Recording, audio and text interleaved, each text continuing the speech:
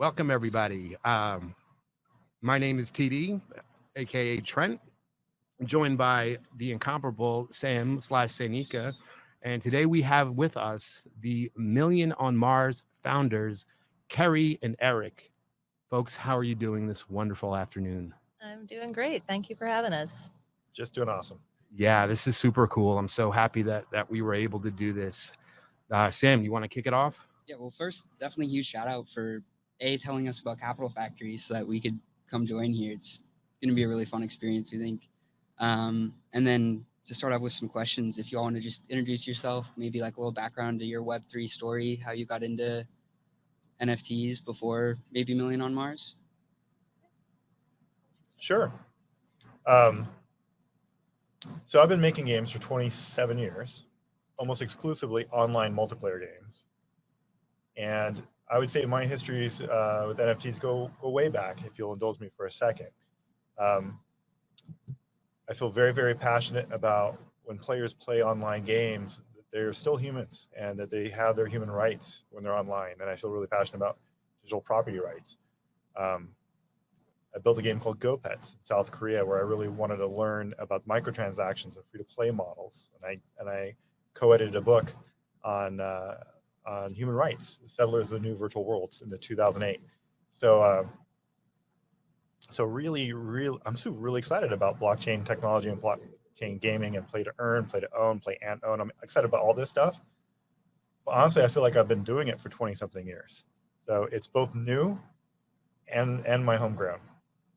I really like how you put it as a like human rights aspect of being able to own the assets that you're paying for. I think it's a good way to put it, as a right instead of something that has to be worked for or earned. Yeah, it's so natural. Like when we play an RPG, Keri's favorite genre, by the way, is fantasy games. Oh no. When you play an RPG and you have a magical sword, you've got a magical set of armor that, shows off your best stuff, and you're, all wizardly like, and you have a castle. When we use all these personal pronouns about your stuff, boy, it doesn't feel great when there's an end user license agreement that says you have a temporary right to lease this entertainment that can be revoked at any time from the publisher on a whim. That's just wrong. I couldn't agree more. And you touched a little bit on the identity of the items as well. And it's very true. A lot of players, like, I know I was big into Rocket League and trading Rocket League items, which I got my account shut down repeatedly for trading Rocket League items on a secondary market. That's frankly not cool. Yeah, agreed. But like, I identify with my car. It's my car. Right. Yeah. It's really important that it's mine. So to actually be able to own it is exciting. That's just awesome that you've been in it for so long, though. I think that's probably the most experience I've met somebody with in terms of actually owning assets, especially before Web3. Yeah, I want to give Keri a chance to introduce herself and get going, but I could probably talk for 3 hours on the human rights aspect of what we're doing here. I'll have to read your book. What was it called again? Settlers of the New Virtual Worlds. Settlers of the New Virtual World. And Amazon that after this. Hey, Keri. Yeah. So this is my first game company, working with Erik, and we kind of came to it organically. So I wouldn't say, you asked, how were we into NFTs before this? I wasn't directly into NFTs before this, but I've worked in early stage technology markets for more than 20 years. And I've always been on the side of technologies, internet-based technologies that are more decentralized. I spent a lot of time in consumer electronics, building out software stacks for IPTV and Blu-ray players, and building some of the first devices that brought in internet streaming content that weren't centralized through cable companies. And I think I've been using the internet since the internet was new, and I've seen all the technology waves, and they always trend toward decentralization ultimately. And so I'm really, really excited about this trend. Awesome. So second question, what sort of started the idea for Million on Mars? You want to start this one? Sure. It's a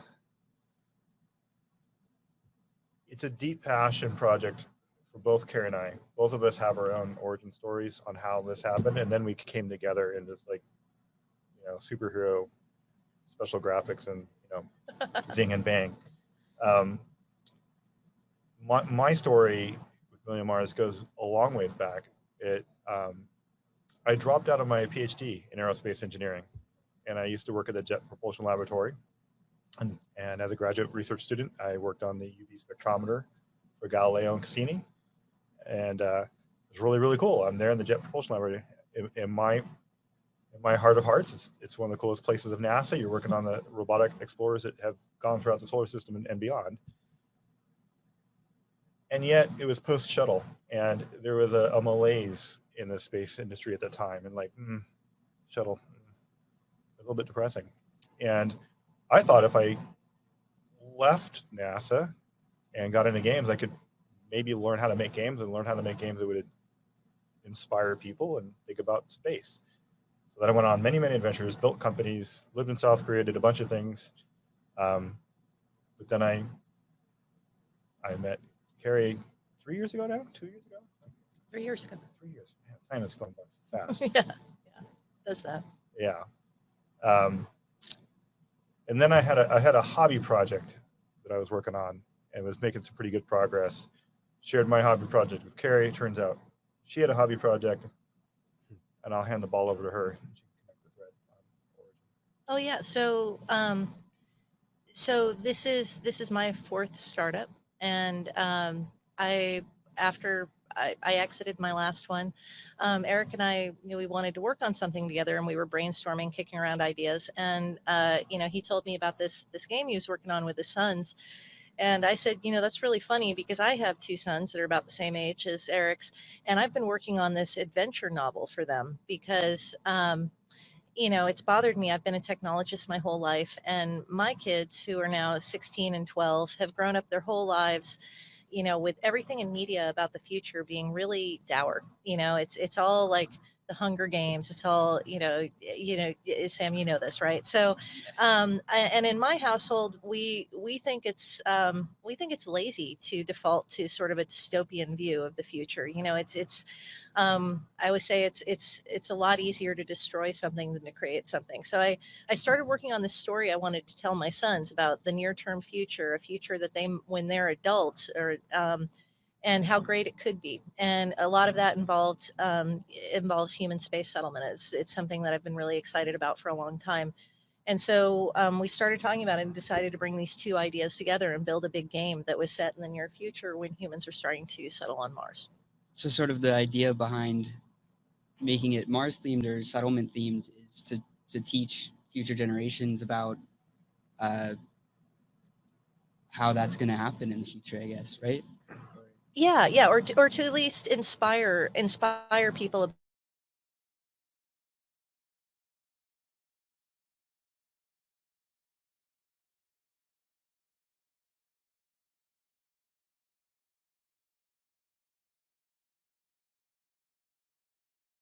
Great if we get to space. And so we spend a lot of time studying the current research, talking to people who work for NASA and places like that, and trying to make the science feel really real, but put it in an entertaining context. Awesome. And I'm sorry, I had a question from Daz, one of our team members, that's the perfect time for just talking about dystopian future and all that. His question was, will Mars be carbon neutral so we don't destroy that planet too? I'll let our planetary scientists take that one. Yeah, I like that question a lot. Yeah.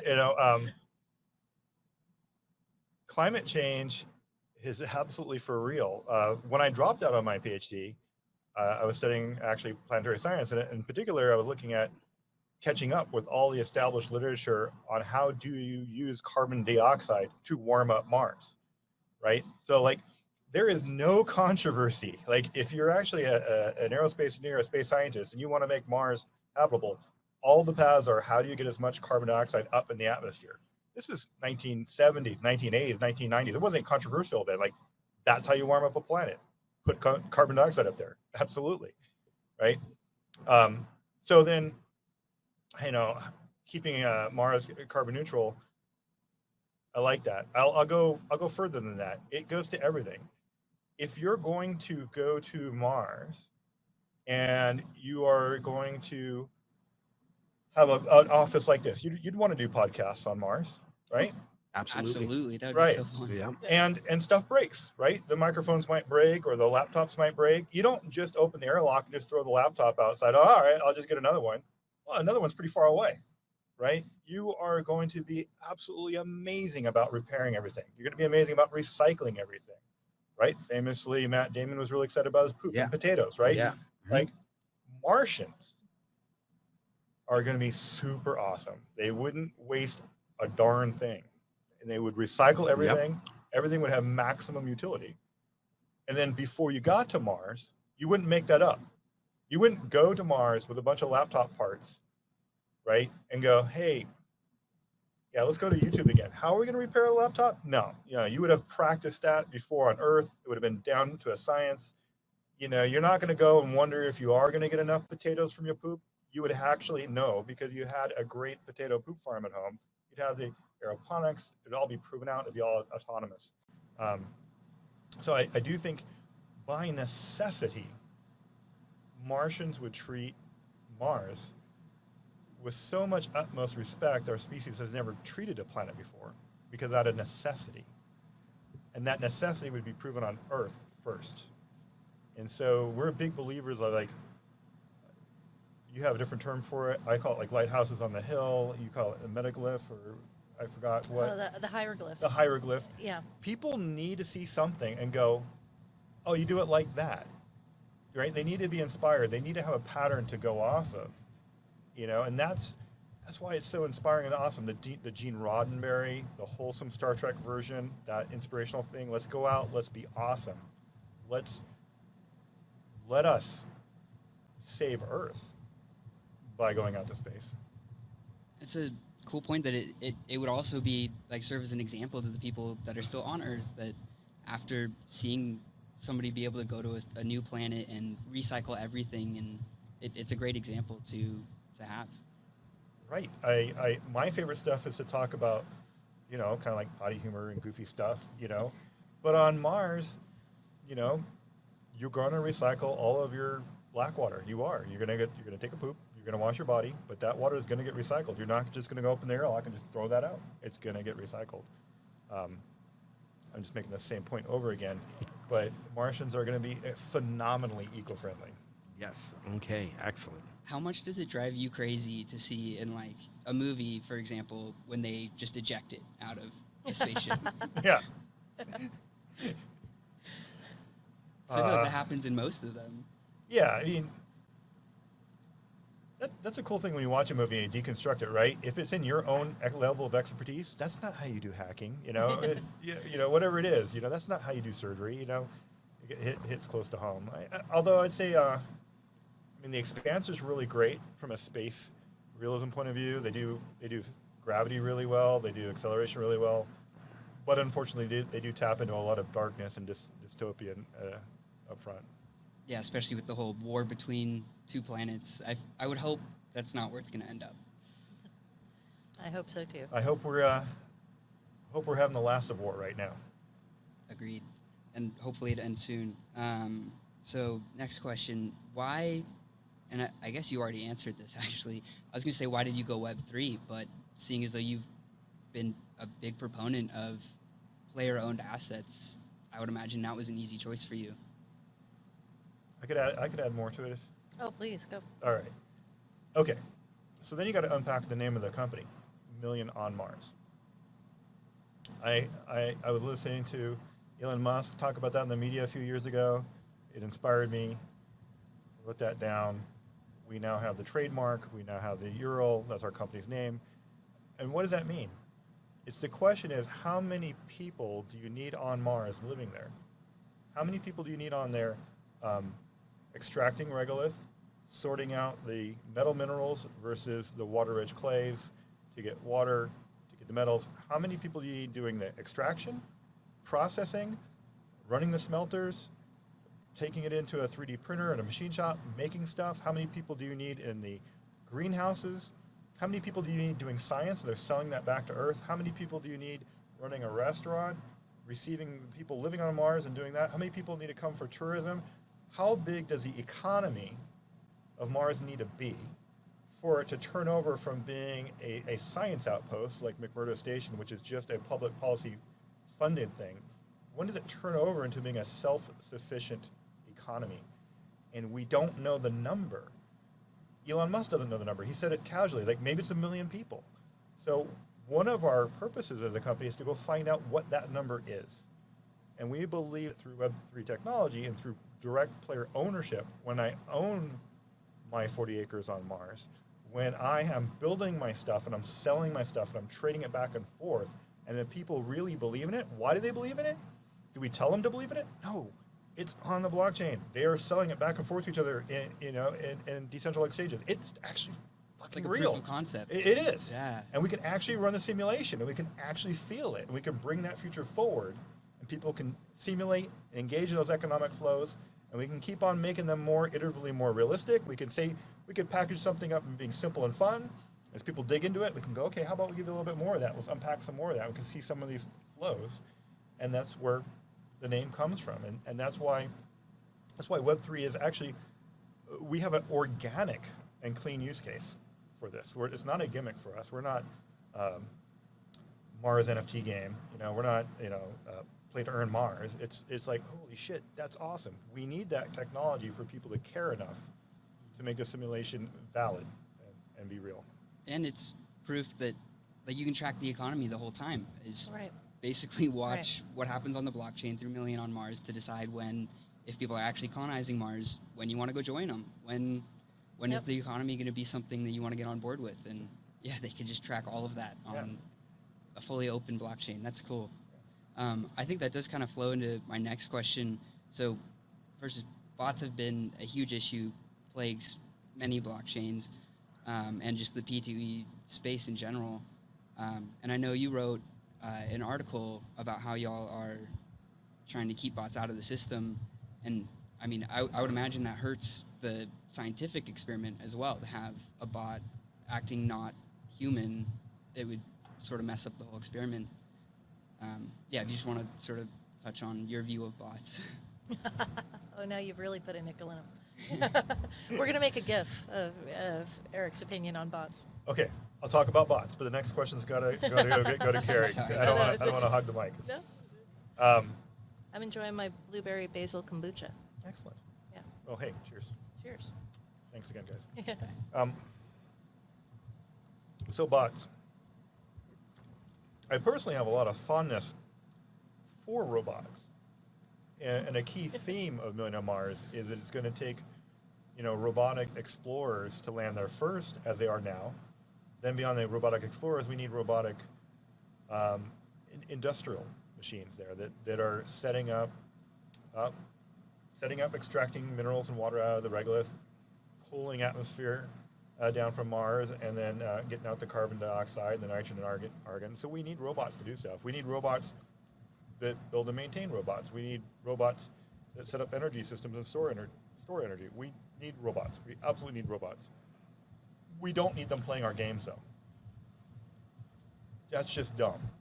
We're trying to get into a post-scarcity future where life is awesome, where humans are doing things like podcasts about NFT gaming, and the other robots are doing the dangerous stuff or the boring stuff or the tedious stuff. That's what robots should be doing. Humans should be doing human stuff. It's terrible to think that humans would be making games for the robots. That's the philosophical part. The practical part is, for this experiment to work on ownership, people need to take the ownership seriously.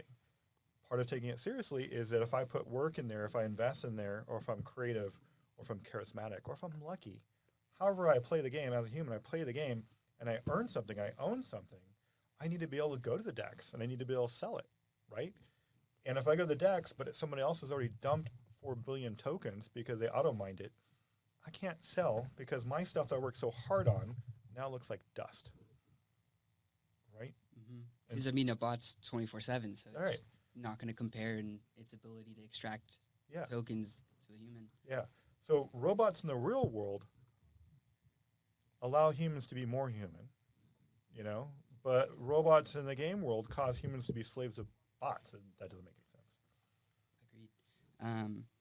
Here, I'll get to.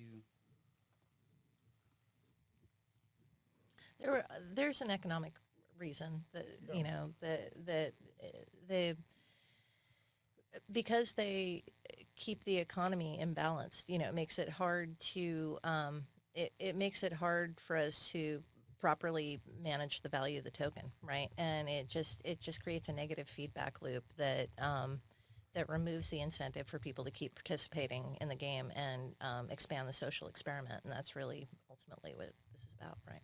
And I do think that y'all have been, I mean, kind of provably by the token chart, been doing a really good job to keep bots out because it's been really quite stable.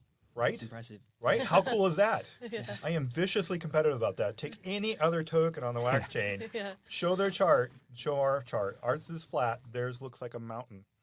DeFi Box is one that, I mean, they had a lot of experience on other chains before coming here, so I can't speak to what their token was before, but they've been pretty balanced. And I was looking at your chart compared to theirs, and I stand corrected. There is a more balanced token.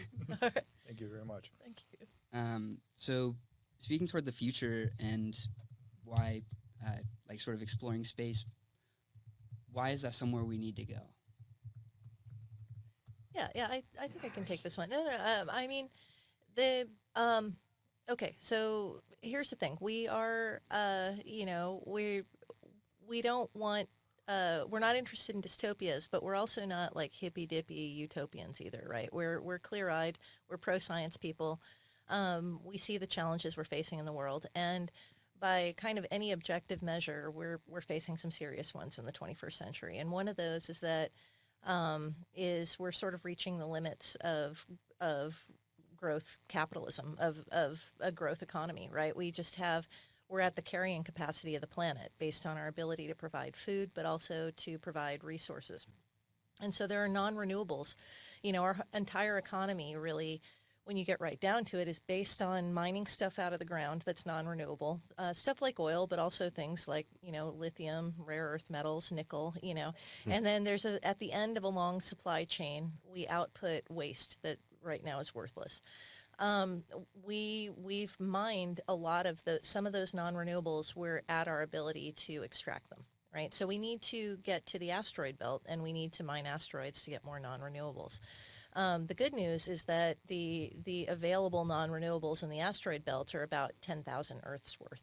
So that's pretty exciting. And we have, you know, we're really close. We have very nearly enough technology between space flight and mining technology to be able to go extract them and bring them home. So we do need to get to space just for that reason alone. And humans need to go to space and need to settle space because it's not going to be enough to do that with robots, right? It's complicated. Humans are going to need to be there for problem solving. We kind of need to do it, and we need to do it now. Awesome. And you wrote an article recently, kind of to the same point, and so the question is, how does space exploration tie into the metaverse? And that was kind of answered with the being able to track it through the blockchain. But if you want to just speak a little more toward your article. Oh, sure. Yeah. So how does space exploration tie into the metaverse? I mean, I think the big thing is I mean, think about it. Really, the foundation of the idea. So going back to the book I was working on before we even started working together on the game, I started thinking about, you know, about this idea of human space settlement and how it could happen in the next few decades. You know, some of the smartest people we have alive on the planet say that we're going to get to Mars within the next decade. Well, if that's the case, then we very well could have 1 million people living on Mars before the end of the decade. And I hadn't seen anywhere in popular culture where anyone had explored what that looks like, right? Like, you know, there's stuff like in the exploration phase. You know, the movie The Martian was great. That's awesome. And there's a lot about like the first landings. And there's stuff set further in the future, like Star Trek or The Expanse or whatever. But you know, who's like talking about how awesome it might be in 2065 or 2070, or you know, what would that sound like? Like whether you live on Mars or you live on Earth, and you're talking to your friend, and your friend's like, "Hey, I'm thinking about moving to Mars." You know, this. I started thinking about like what that might really feel like, what that world might really look like, and that was the catalyst for me to start thinking about the narrative story. And yeah, and I think that, the metaverse gives us an opportunity. I mean, that's a word that's bandied around, and there are lots of people trying to put their stamp on what the metaverse even is. I will tell you, as a crusty MIT engineer, who feels like who was at MIT in the 90s, and I remember when CNN.com came online. So, I've seen some like eras in the internet. And I think what's so promising about the metaverse is it's just a new paradigm for meeting inside this shared open space. And it's a new way that we can actually visualize and make real this thing that feels very foreign right now, but could be coming upon us pretty quickly. Great answer. Yeah. Anything you wanted to add? I do. I was fortunate enough. Keri reached out to the Mars Society last summer, reconnected me with Robert Zubrin. We had a conversation. He's joined us as an advisor. We were fortunate enough to speak at the Mars Society conference last fall. We know people in the space industry. We don't know everybody, but we know a few people. And it's kind of a funny thing is that there's a really odd gap when it comes to the architecture of what do you do when you get there. The Mars Society has a green compilation of papers and an orange compilation of papers. SpaceX has had a couple things they've talked about and some notions. But Starship's amazing.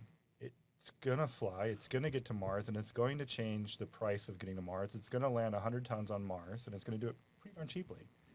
But it's kind of funny. There really isn't a lot of literature or open knowledge of like, what are you going to bring? And what are you going to put down first? What are you going to put down second? What are you going to put down third or fourth? And I've talked to academics about it. And the way academics work is they got to work on a piece of experiment or research on a narrow topic, and they got to prove it right. And they have to be, experimental and rigorous. But what we really need is a simulation. Like, you need to run through it and like, did I do a good job playing Civilization Mars? I didn't. Let me play again, right? It actually needs to happen.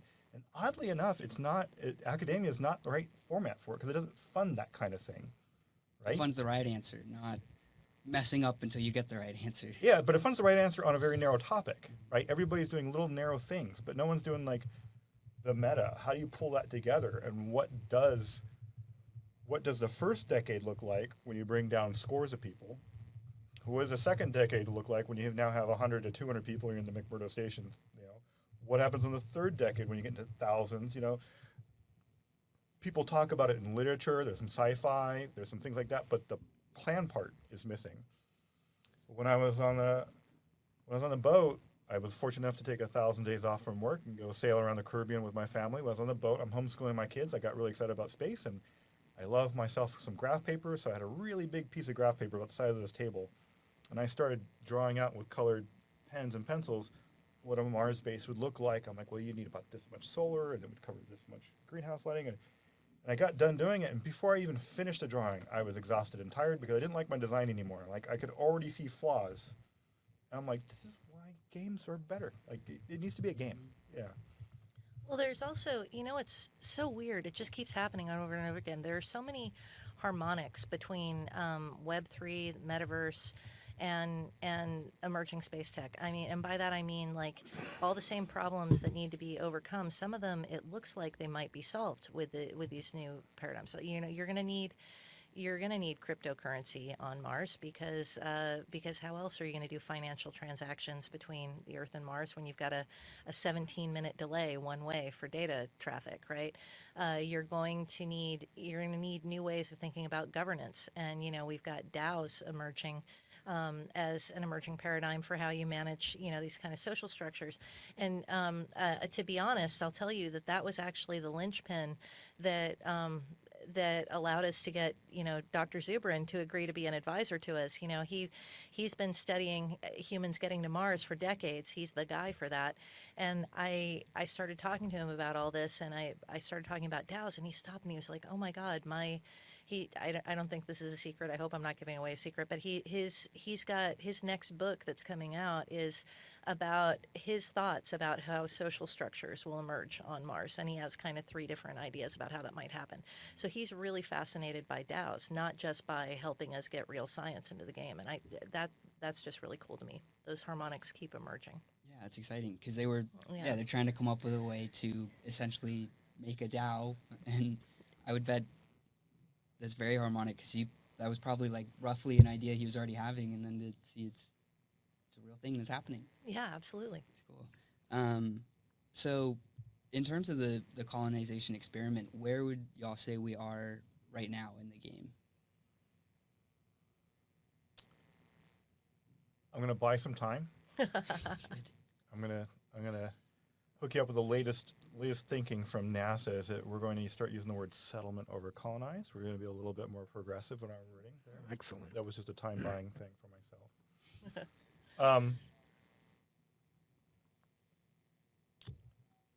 And I'm not sure if your question's about where we are in space technology or where we are in the Million Mars game. I could probably try to make a stab at either one of those, but I could talk about the game with more authority, obviously. Specifically the game, like Okay. where, I guess, in comparison to how it would happen in real life and the stages, which stage is the game in along that path? Oh, okay. Well, there's material for both Keri and I on that one. I'm personally more focused on setting up what they call in situ crafting loops. Like we use the real science and engineering processes whenever possible. So, for example, methane. Methane is actually really exciting. Everybody should be excited about methane. The way you make methane is on Earth, you dig it out of the ground because it's sitting there, or you find some cows or a bog or a swamp. But you don't have ancient dinosaurs or a bog or a swamp or cows on Mars. So you got to go work another way. So there's a process, septier. And this process was discovered in the 1890s. And you simply take carbon dioxide and hydrogen gas over a catalyst, and you heat it up, and that will produce methane. Well, why do you want methane? Well, methane is your bottom feedstock for pretty much the entire chemical industry. Anything you want to make, any kind of petroleum project, lubricant, anything like that. It also, you can use it as a fertilizer feedstock. Methane also burns with oxygen really well. It burns so well you can send Starship up into orbit, right? You can also make methane fuel cells. And so I really get excited about those crafting loops. So in the game, you have a CAD, and the CAD can grab atmosphere, cryogenically cool it down, and snow out the carbon dioxide. And you have that. You can drill up, ice, and then you melt it and purify that with the ice. You can, use electrolysis and split it across in hydrogen gas and combine that, and you can make methane. That's me geeking out and talking about the crafting loop. Keri takes it to a whole other level and adds all the narrative and human elements to it. Yeah, but I think I think that part's really important. I love the crafting loops. So where we're at, more concretely in our roadmap is we're just in our infancy, right? We're in market. We have an awesome game that's fun to play right now. It's a 2D game on the blockchain, and it's a fun kind of crafting game. We also have a more experimental 3D experience. We're back. There must have been a power outage here. Everything dropped. We lost internet. I'm tethered to my cell phone. They're being very graceful. I have some stuff for lunch. So, all right, for right now, we'll just keep the one camera focused on our amazing guests. And Sam, take it away. Keep going? Okay. Yeah. So we were talking about, I was trying to remember, so where the game is at now. Yeah. Do you want to continue what you're saying? Oh yeah, I was saying, we're really just at the beginning stages of this, right? Like, it's going to take us years to fully realize the whole vision for where we're going, and then I think it's an experiment that could run a really long time, and more importantly, be a lot of fun. We're talking about these topics really seriously, but at the end of the day, I think the way it works is that it feels simple and it feels like fun. Would you? I have to admit, I was a curmudgeon. I was slow to adopt the term metaverse. I'm like, what's that word mean? You're more hip than I am. Yeah. I think we talked. I mean, we talked about that a little bit already, right? So, I mean, the I think the core premise of the metaverse, like we said, I mean, there is that it's a new shared open space that's decentralized that you're gonna access through new types of interfaces. Like a lot of times it'll be 3D, but not always. I think the core of it is that everything has to be built on Web3 because because it is decentralized. It uses cryptocurrency for payments, which is important because it's completely outside respecting any sort of borders that we have here in the physical world, and it's a place where you where you own your digital assets, and that ownership has the same level of importance as the assets that you have in the physical world. Awesome. I want to add to that. I do.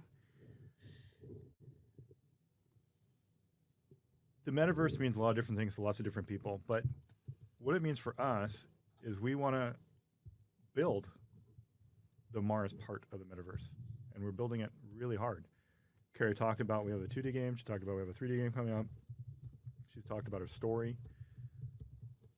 The story's going live next week. We have a new building coming out called the Library.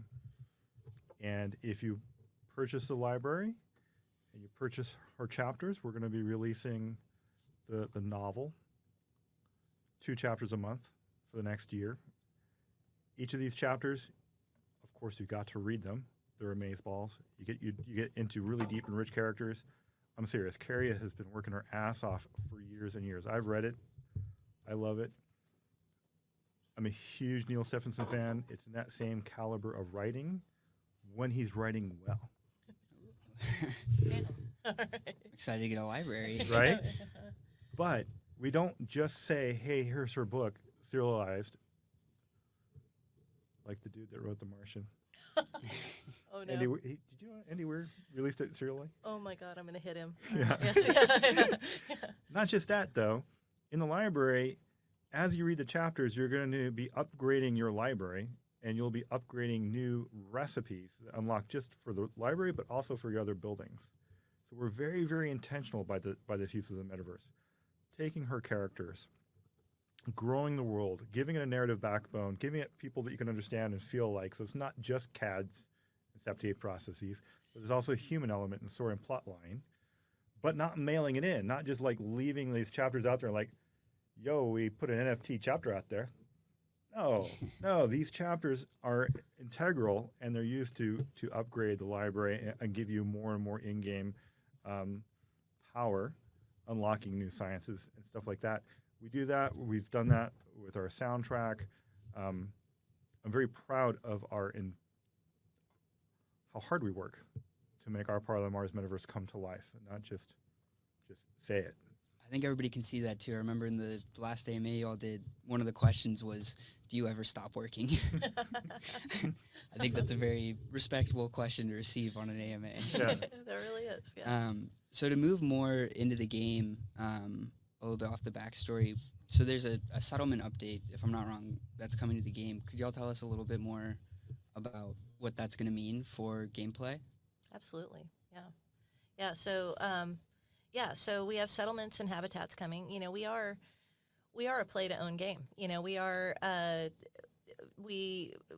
about, I mean, we've talked a lot about theory, we've talked a lot about space tech, but we've built just an awesome game, and it is on the blockchain. It is play-to-own. People come in, they play, they earn dusk.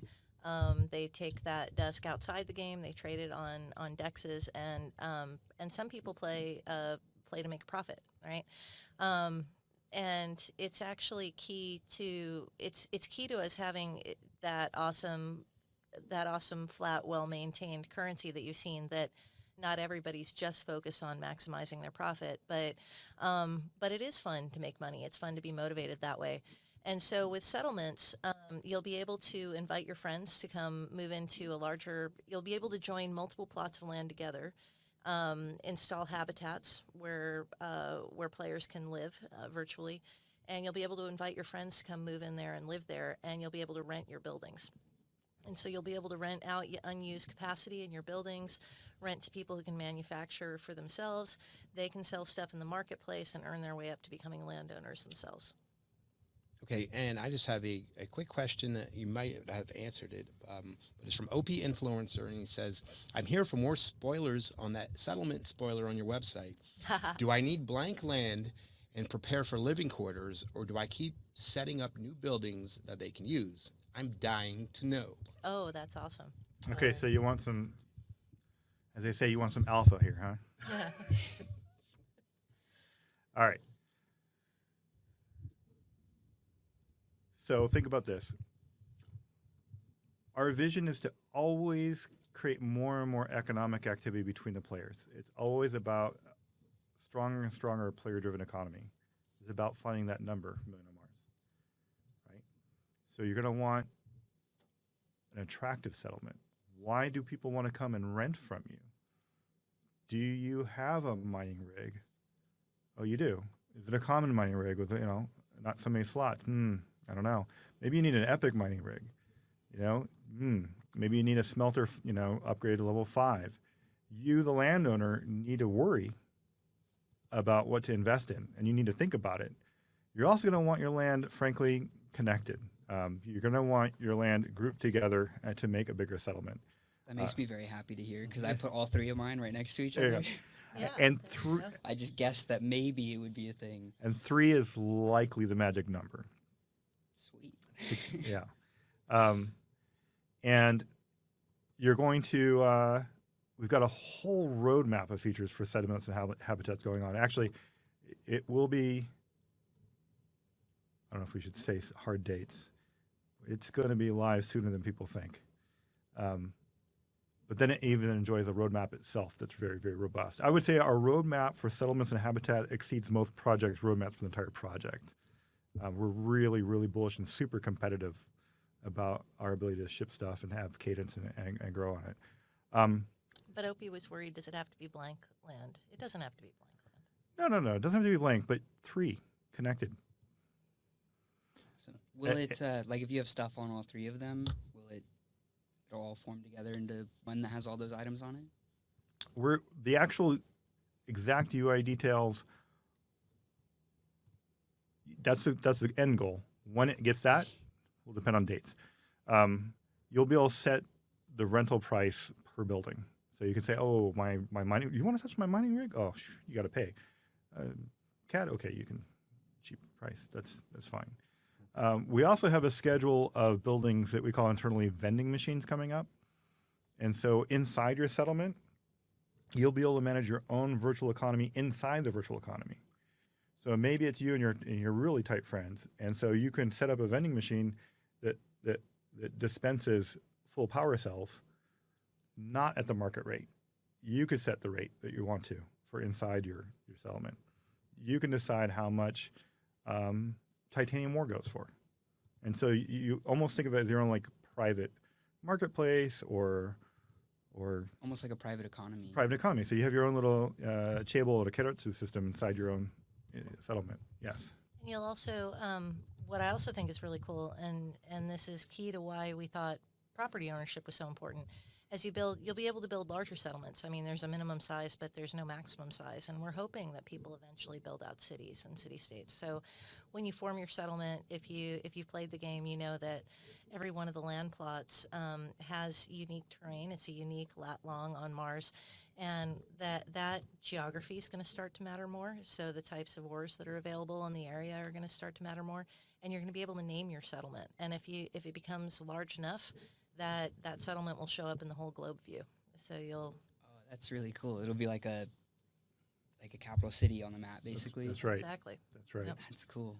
The other thing you should know about us is we try to give previews and we try to start putting some stuff out there. There's now nitrogen and argon that show up around 5 and 10% of the drop rates when the CAD's doing carbon dioxide capture. That the nitrogen and argon doesn't have a purpose today. That's intentional, so that some people may not pay attention to it, but smart and savvy people might want to stockpile on it early on. Because if you lived in a habitat, you sure would like to have breathing gas. And the breathing gas is much more than just oxygen. You need oxygen, you need nitrogen, and a little bit of argon. So that's some alpha. buy some gas is cheap on the market now when the other people are not paying attention. Awesome. So my next question was going to be, what do you think is the most fun mission in the game? But I feel like it's going to change so much that it's just going to keep evolving. Yeah, I mean, I think this is fun. We've talked about this a lot. I think we have two different answers. But for me, it's the whole chain around building rovers. It's really fun. I don't know for those of you who haven't found it, we haven't marketed it very well, but we do have these kind of land surveys that you can buy in the shop, and it basically it's fun. It's a staking mission. You can go stake some cash. You have to build a rover. It's a pretty long crafting chain. You got to build wheels. You got to build a chassis. You have to start by mining regolith and smelting, copper and aluminum and iron and making steel and all that. So getting through all that and getting to a rover and then sending it out on a survey mission is I think our blockbuster. Do you have to build the rover first? Nope. And then, or it's part of the whole mission? It's part of the whole mission, yeah. So what you exactly have to do, which we must turn into an infographic and explain. Yeah, we'll get on that. We'll get on that. Yeah. What you got to do is you got to go into the game, go to the Duskworks shop, and you'll see land surveys, and you'll notice that the bright golden legendary land surveys have all been sold out. But there are still some rare land surveys. And the rare land survey goes for 10,000 dusk. But check it out. Here's how it works. You buy it for 10,000. You get a rover works. You go and just buy a rover works. And you can literally just buy a rover for another player because we have a player-driven economy. So you could go through the regolith. You could go build it. Or you could just slap your dusk down on the desk and say, I need an Explorer rover today. Can I buy dusk? Sorry to interrupt, but can I buy dusk and insert it into the game? Absolutely. Yeah. Please Okay. go to Alcor today. Go buy that dusk and bring in the game. Okay. Deposits are always free. Withdrawal 10% fees. But you go and you buy a RoverWorks or build a rover, but you need to have an Explorer rover and you need to have this land survey. And then there's a mission on the RoverWorks building where you send that rover out for 30 days. After 30 days, that rover comes back. You get back your Explorer rover, which you worked really hard to build, or you spend a dear amount of dust to buy. But you get them back. You get back your 10,000 dusk. And you get a rare land deed. It's awesome. The only thing more awesome than that is the legendary land deed, which is all sold out. Sorry about that. I got Kinda one of those. blew my mind that you get it back. We have a couple, I guess, economy-related questions from the audience. So the first one is from Call Me Trader. Waste is overpriced. When will we be able to see buy, sells, order book on the marketplace? Those are two questions. So we've been working really, really hard to adjust the value that workers get for play and for landowners to get to play. And shortly, we're going to be adjusting the value that renters are getting for playing. So unlike the hardcore model of like Axie, where there's just an owner scholar, it's just super wealthy, poor. We want to have the whole gradient of someone who's new to the game, just getting in, checking it out. Ooh, I like it a lot. I'm going to start renting machines. Ooh, I like it a lot. I'm going to have one plot of land. Ooh, I'm going to grow up the chain. So smoothing out the value for everybody is really important. We took dusk out of scavenging, but workers still eat. And that eating produces waste. Uh-huh. So why does this man want to reduce the money for waste? It's important that waste has value. Yeah. In fact, last night I was actually noodling on how to make waste even more valuable and more costly. I'm trying to figure out how to put some more money in the worker's pocket in a sustainable way that causes dust to be stable. Excellent. What was the second part of the question again? I got so excited about waste I lost my mind. Buy, sell. Buy some. Oh, okay. Yeah. Oh, right. So we're not going to do that. Okay. We like what we have right now, this blind book. We don't like collusion. We don't like cheating. Uh-huh. We're pretty hardcore about that. If we find any whiff of cheating anywhere, we ban you. We don't like multi accounting. We don't like bots. We don't like cheating. So we don't like market manipulation. So it turns out if you have open order books, there's pretty simple ways that you can use that and abuse it and manipulate prices and cheat. Excellent. All right, I got one other economy-related question from I Am the Key. Do you expect future updates to break economies like this one did with the tea shop, Baiju Bamboo / Sorghum supply chain?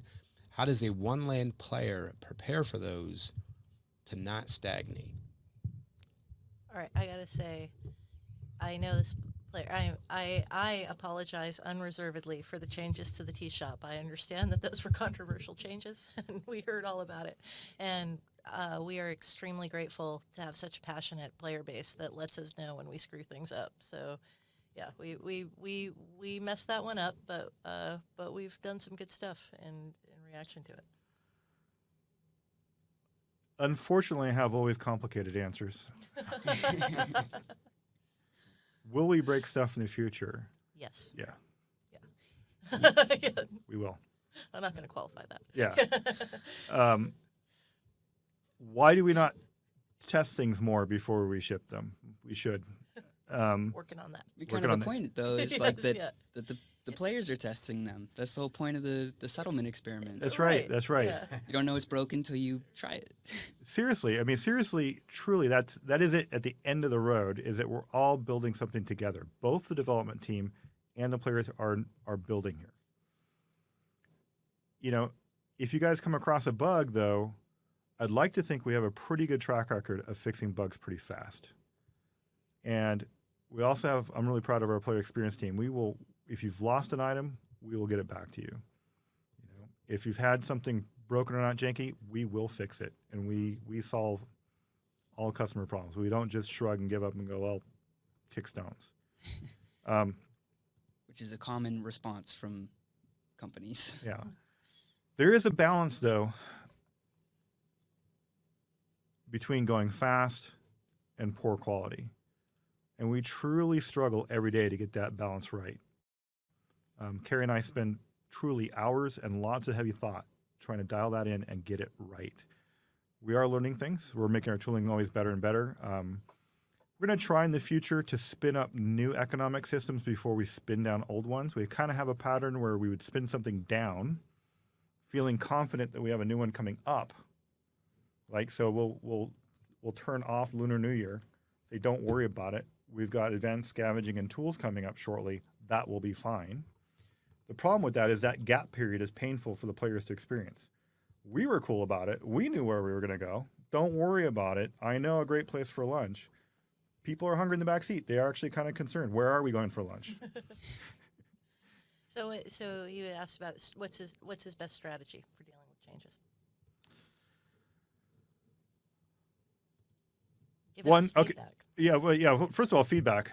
We do respond to players' feedback a lot. Squeaky wheel gets oil.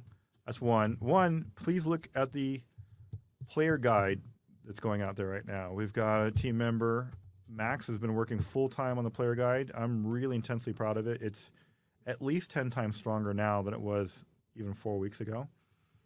Go look in the strategy section. There's a new section there talking about how you make money off of specific buildings, and it's got flowcharts, it's got graphs, it's got numbers.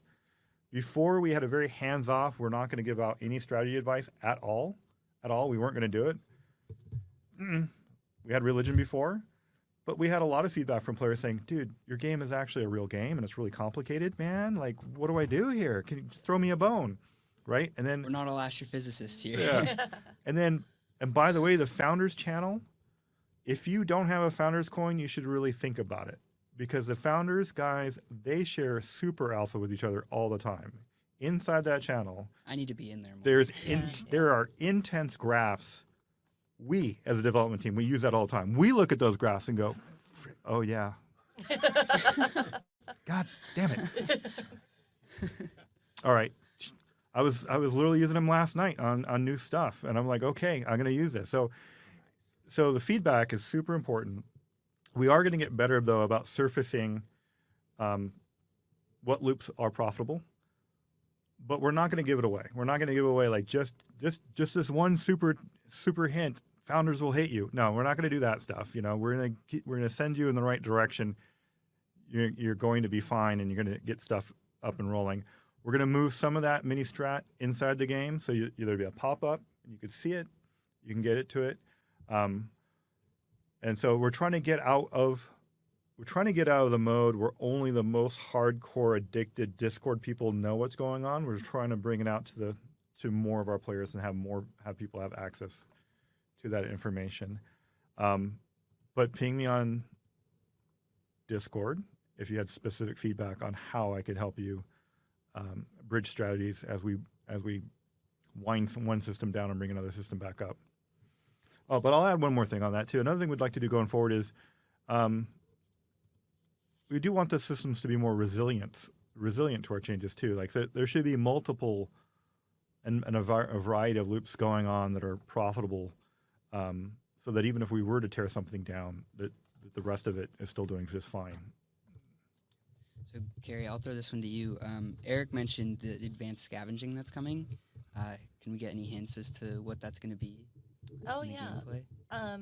I mean, I think we've already talked about it a fair bit, right? It's just kind of changing the resource mix that comes from scavenging. You'll need to use tools to do. We've rolled that out on kind of a test basis, but that's going to be more core to the experience, and you'll be able to, either use the scavenging as it exists today, or do this advanced version, which will give you more resources of certain types and less of others.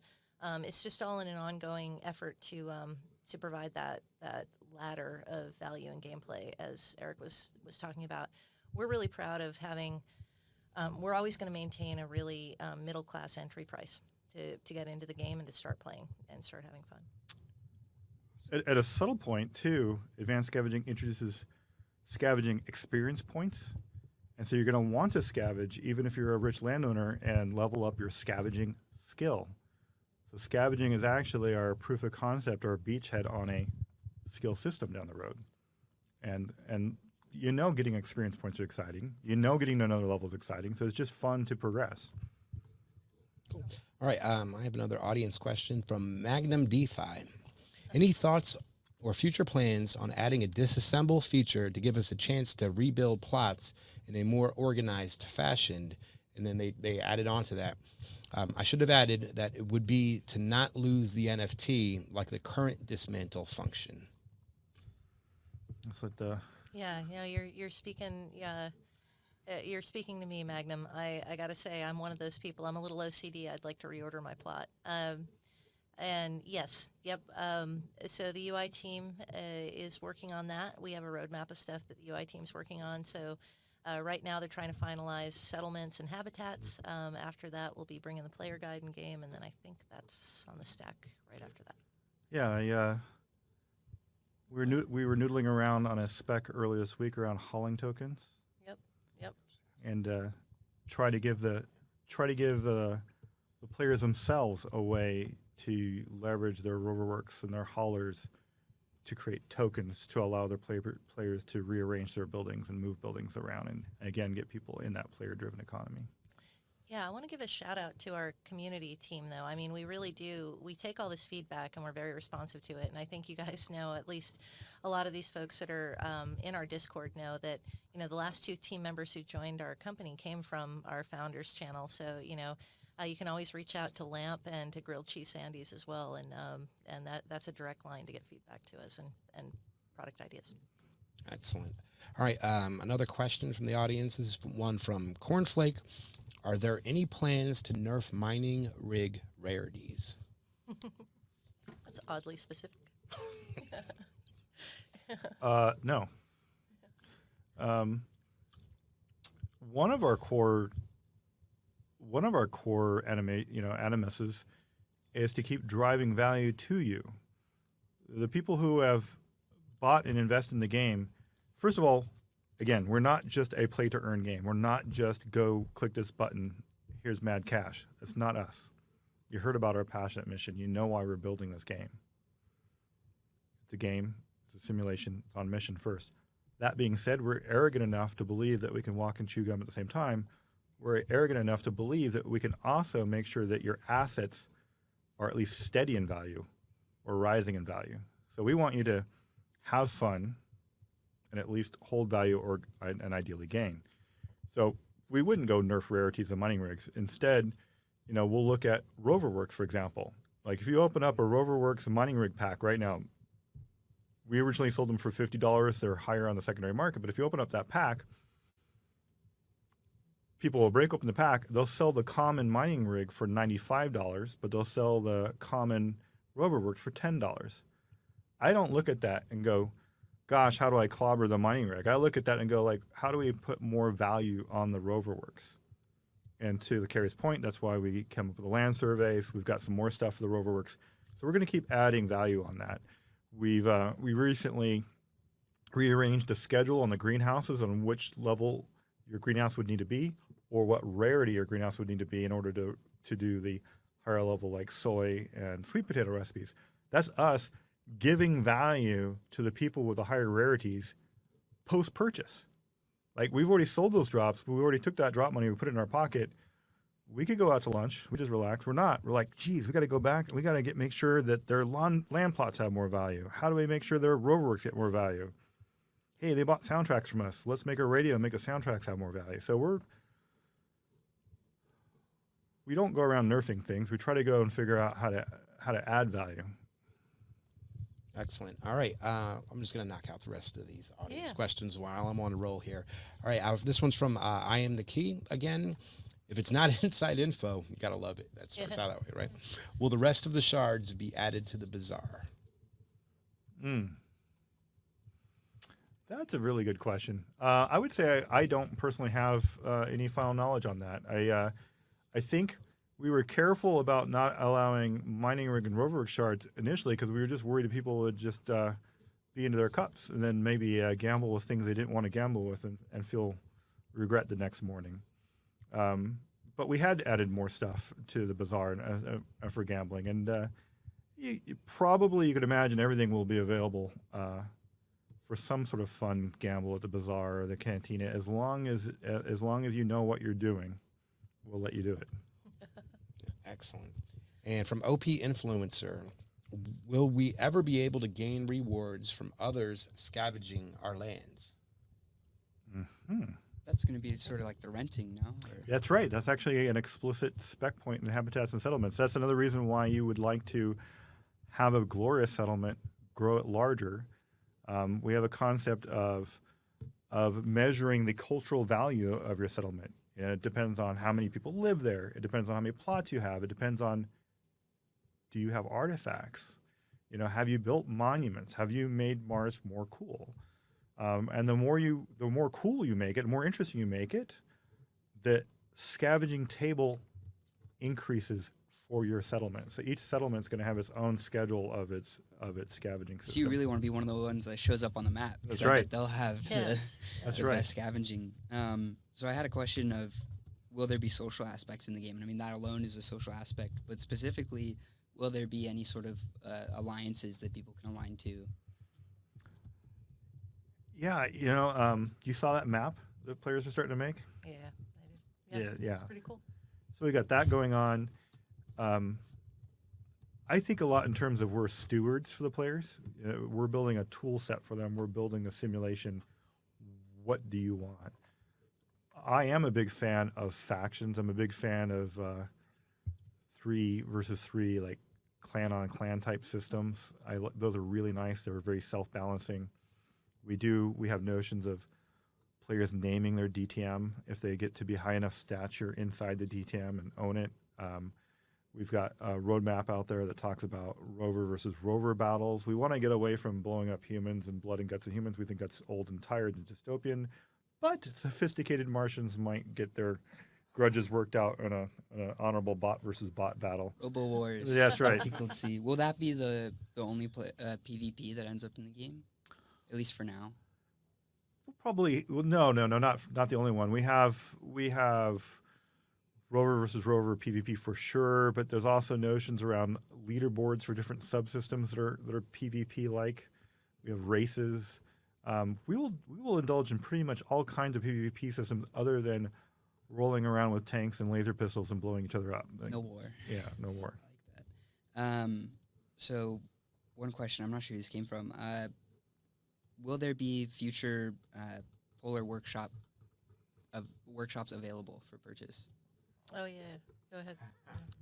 Yeah, that's an easy golf put. Yeah, Mitch is rolling out a new Gen 2 version of Polar Workshop today. I was just reading it on our internal Slack before joining the podcast. That's happening. And last night I was working on some new recipes for that. We've got a whole bunch of team members creating some art and some other things about it. But stop dismantling our special buildings, guys. We will always find new utility for our special buildings. And we'll keep coming back. Even when the thing is out of season, we will find fun things for it. You said season. Will it remain holiday themed? The next rollout. Oh, tell Oh, all right. All right. All right.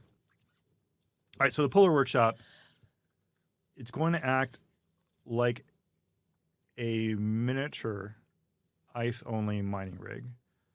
It's not going to be competitive with a mining rig. Don't worry. If you bought a mining rig, I didn't blow up your asset value. I didn't fire sale your mining rig. Don't worry about that. But it's fun to get a little ice for your Polar Workshop. It also is going to have a new recipe, a Rodriguez well, and it's named after a NASA scientist in the 1960s that drilled a hole through a glacier, dropped a heating element down there, melted the water down under the ice cap, and then you pump out the water. So it's another way that we would imagine we could get ice on Mars, because there are glaciers on Mars. We'll not use a Rodriguez well. So that gives us a chance to share some real science in there. And then I've got a fun little recipe about building STEM science kits for Earthlings. So you're on Mars, you're collecting resources and making these fun sets and taking them back down to Earth and making some profits. That's awesome. So, Keri, I'll put this one over to you as well. Because I know you know the answer. You've been explaining it to us. But how close do the Million on Mars items compare to the real-life items that would be used in Mars colonization? I mean, it depends, right? So again, we're always trying to find the balance. You know, we're talking about all these things like in a pretty geeky, detailed way here. But the goal is, if we put enough thought and effort into this, the end product is just going to feel fun and light, right? So our goal here is to entertain you first. You know, we have stuff like the Polar Workshops. You fill it with candy canes and you make stuff. You know, but we also have a Sabatier reactor. We also have, so our goal is to like leave you with little tidbits of real science in certain areas, but all in the service of making a really fun crafting game. Awesome. I think it's kind of funny because like the way I worded that question is y'all are basing off of real life, but the end goal is for real life to base. Right. And I'll say settlement. Sorry, I keep saying colonization.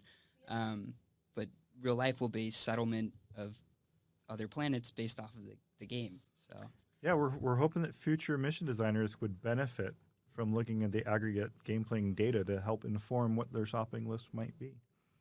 Or even just, I mean, again, just to create hieroglyphs, right? Like there's the there are lots of examples of this. One story that gets repeated a lot in Silicon Valley is that the engineers who designed the iPhone had all grown up, you know, watching Star Trek, and they all knew what a tricorder was. So, you know, it's hard to think back to this time, but a lot of people couldn't really imagine uses for a handheld device beyond a phone, and they were like, no, they all had, you know, it's like a tricorder. And so we want to create some hieroglyphs like that that'll help inspire this generation of engineers and scientists to build great stuff so we get humans into space. that's awesome. Yeah. So this is actually one of my last questions. Where do y'all see Million on Mars in 5 years? So we see this as a big platform. We're in 5 years that'll be enough time for us to build out our full 3D experience. We are building a full metaverse. We have multiple titles coming in roadmap. They will be in different genres, different themes, all using the same Mars terrain. More stories, more narrative, more video. Awesome. All right. Another audience question. This one from 420 Tamo. Any plans to balance rovers? One gets thousands of shards. The other one gets like 2 iron. So it's talking about the high volatility on some of our high-end rover tables. You know, I guess I have to get philosophical. The rover chain is our current strong elder loop. if you're going to go build a rover, you're going to be 3,000 or 4,000 dusk into this build, and it takes time. It's satisfying. It takes a real time to put that together. And when you finally build your rover, it's pretty cool. And then we have options for you. Do you want to explore a rover? Do you want a hauling rover? Do you want to do land surveys? Do you want to do things that are low risk? Do you want to do things that are high risk? We're going to get better at illustrating what those options mean. Like right now it says risk 8%. Go read the player guide to go figure out what that is. That's not good enough. It's got to be illustrative and lush in detail and show you what that mission means in terms of that risk. But I don't want to get rid of high volatility. I'd like there to be an option to go send my rover off on an extraordinarily risky mission where it's perhaps even likely it gets destroyed. But if I make it, there's a great reward. Or I have some other rovers that I'm just working day in and day out, just moving ice and food with a really predictable income. That needs to be the player's choice to decide what level of volatility they want. We don't want to like say no, that's just too crazy. You know, the players can't handle that. Let's just give them steady eddy regular profits. It's got to be agency on the player point of view. Cool. And Dark Side 543 asks, will we encounter aliens? Let me take this one. So this is not in this title, right? So like I said, we're building a metaverse and a multiverse. You know, we've got 632 million, something over 600 million unique plots on Mars to play with. That's a lot of land. And so we do have a roadmap of titles coming. This title is all about late 21st century high scientific realism. We will get into fantasy genres going forward and backward in time. This is all stuff that we're working on roadmap. All right. And one other question from Daz. Will the official computer on Mars be a Mac? I'm sorry, I read that wrong. Will the official computer be Dell or HP? And I'm just kidding. He asked Mac or PC. It's a whole thing that we got. It's a fun question. Will it be Mac or PC? Oh my God, I'm a diehard Mac person, so I'm the wrong person to ask. But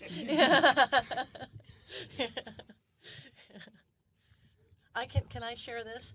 I'm still not quite over this. I converted Eric from being a diehard Android guy to the iPhone. Oh no! Oh no! It's like the opposite of what happens on our team.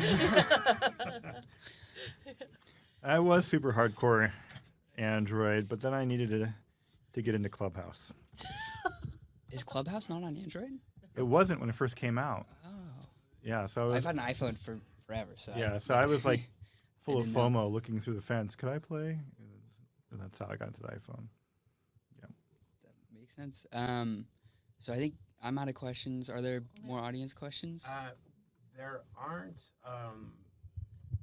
And so we can probably just get right to. I'm a little nervous about running Grubfish, but we can try. Let me see. Did our internet come back here? I don't think it did. I guess we can try that really quickly. Keri and Erik, do you have anything more for our audience? No, I just wanted to thank you guys again thank you guys from NFTGamer.tv for having us and our players for being so passionate for showing up every day and playing. Yeah, thank you so much. One thing that I did want to mention, I know that we got a raid from a project called Metawana, which we will be interviewing on Friday, their founder, and they wanted to let the Million on Mars community know that they have up to 100 whitelists available specifically for your community. So we'll talk more about that on Friday when we interview them. That's part of like one of the things that we pride ourselves on at NFTG is getting those founders in the room or in the interview and ask them the tough questions.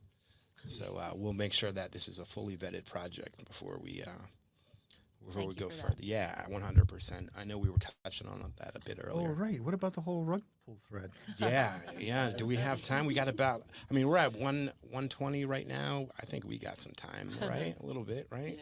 Yeah. How about I go ahead and see if we can't get Crittercraft pulled up and let's talk about rug pulls and whatnot. All right. Before we get into that, I just wanted to say where if anybody wants to go learn more and they don't already know, you can go to the Million on Mars Discord. You can also go to milliononmars.com, and that's where you'd go to learn more. If you want to know where to go to play, it's milliononmars.io. And then you can also check out the On Mars collection on Nifty Blocks.